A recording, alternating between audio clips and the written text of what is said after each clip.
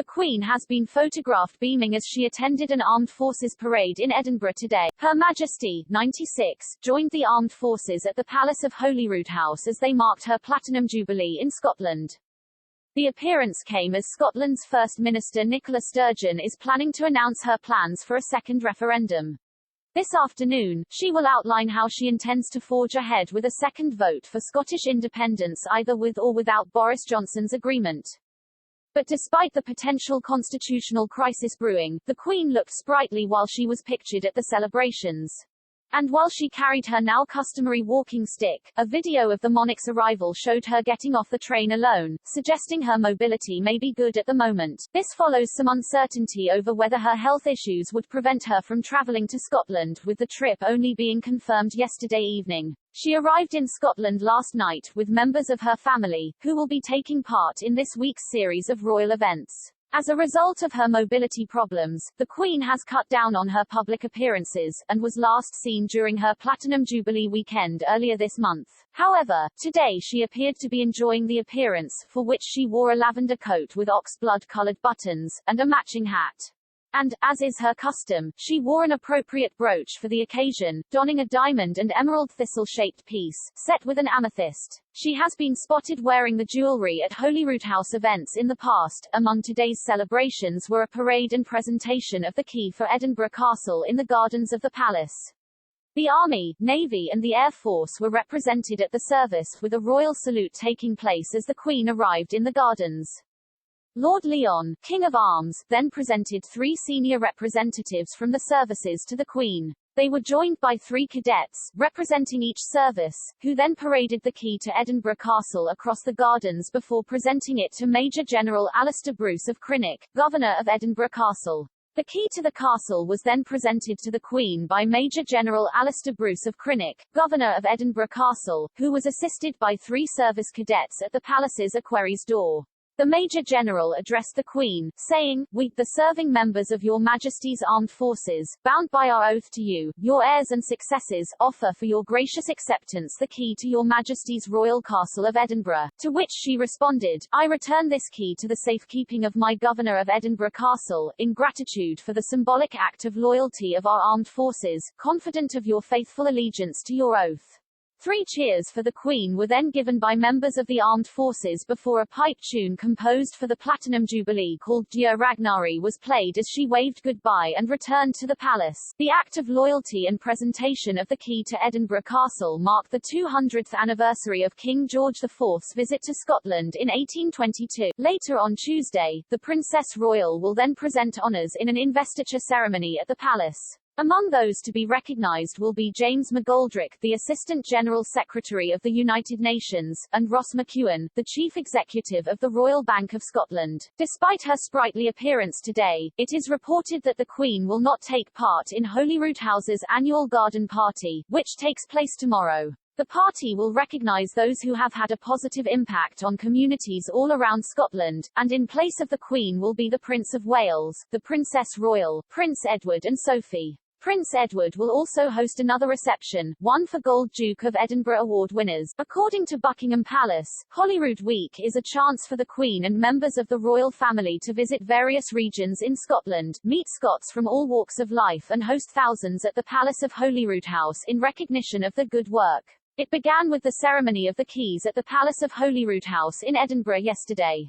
During the ceremony, on the day of the Queen's arrival, she was symbolically offered the keys to the city of Edinburgh by the Lord Provost. The tradition dictates that the monarch returns them, entrusting their safekeeping to the city's elected officials. A video of the Queen upon her arrival in Scotland yesterday shows her waving to fans and navigating the train steps easily, as she disembarks without assistance, despite mobility issues that have led to her scaling back public appearances. The video shows a royal assistant standing ready to help the royal down the steps onto the platform, but the monarch descended the steps without any help. Nicola Sturgeon today dramatically ramps up her rhetoric on Scottish independence with threats to hold a wildcat referendum. In a statement to Holyrood, the SNP leader is expected to lay out her plans to stage another ballot in October next year, with or without permission from Westminster.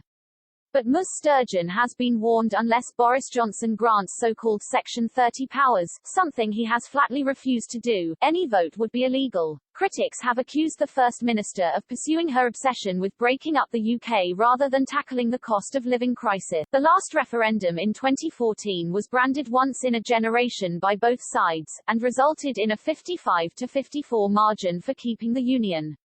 Polls have been showing that there is little appetite for another contest with a steady, if slim, majority against independents, but Ms Sturgeon will again argue today that the SNP's victory in Holyrood elections gives her a mandate to rerun the ballot. Speaking in Germany on the final day of the G7 summit, Mr Johnson desperately tried to avoid putting up a target for Ms Sturgeon to rail against. He said, "Of course we'll see what she has to say and look forward to that. I think the important point to make is that we think the number one priority for the country is the economic pressures, the spikes in the cost of energy. Our plan for a stronger economy certainly means that we think that we're stronger working together, but we have good relations with the Scottish Government.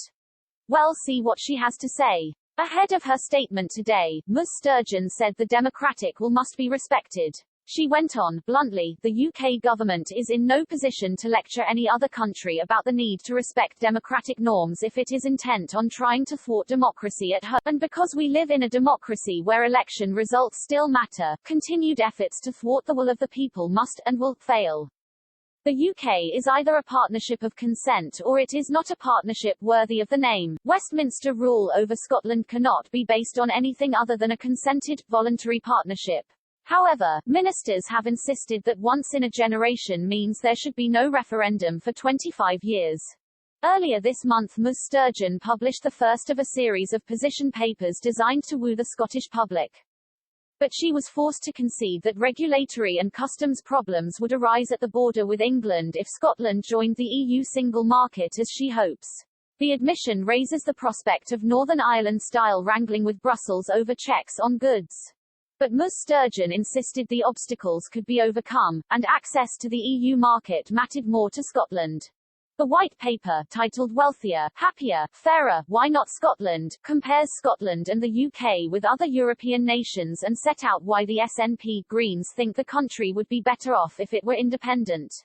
But it did not address key issues such as what currency Scotland would use, its financial state given the vast deficit, pensions, benefits, defence policy and plans to rejoin the EU. Ms Sturgeon has hinted that future documents will cover those topics. Scottish Conservative Constitution spokesman Donald Cameron said, "The First Minister's obsessive push for another divisive independence referendum is the height of self-indulgence and irresponsibility. In the last week before summer recess, people want to see the SNP government focus on the issues that really matter to them, rather than wasting time and energy on a pretend poll. Right now, ministers should be prioritising the global cost of living crisis, fixing our NHS and rebuilding our economy from the pandemic. It is disgraceful Nicola Sturgeon would put all that on the back burner to push for another unwanted, possibly even illegal, referendum." Scottish Labour leader Anas Sarwar accused the First Minister to trying to drag Scotland back to the politics of the past instead of dealing with the challenges of the present. He said Ms Sturgeon was forging ahead with an unwanted referendum and ignoring people's desperate cries for help with the cost of living crisis. Mr Sarwar said, "Right now people across Scotland are struggling to put food on the table as bills spiral. 1 in 8 Scots is stuck on a waiting list as our NHS buckles under pressure, and public transport is in chaos. Instead of dealing with these issues, we have two governments feeding off one another and trying to tear communities apart for political gain." Lib Dem leader Alex Cole-Hamilton described the attempt to break up the UK as out of touch, obsessive and desperate. He added, "Nicola Sturgeon is neglecting everyone who is worried about paying the bills or the sharp spike in COVID infections. It's a kick in the teeth for health staff, the hundreds of thousands of people on NHS waiting lists and anyone who believed the First Minister when she said education was the top priority. Breaking up the UK is not the solution to these problems. Her obsession with breaking up the UK is a big part of the problem."